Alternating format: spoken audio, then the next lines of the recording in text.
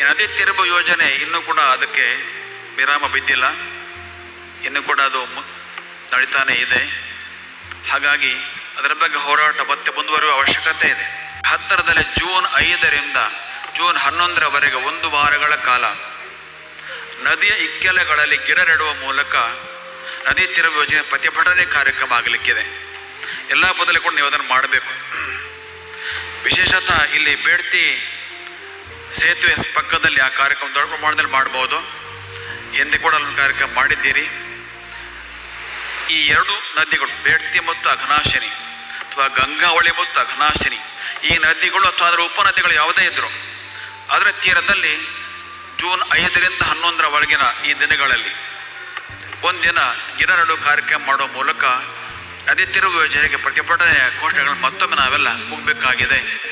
ಎಲ್ಲ ಕಡೆಗಳಲ್ಲಿ ಆ ಕಾರ್ಯಕ್ರಮ ಹೆಚ್ಚು ನಡೆಯಲಿ ಅಂಥೇಳಿ ಈ ಮೂಲಕ ತಿಳಿಸ್ತಾ ಇದ್ದೇವೆ. ನಾರಾಯಣ ನಾರಾಯಣ ನಾರಾಯಣ.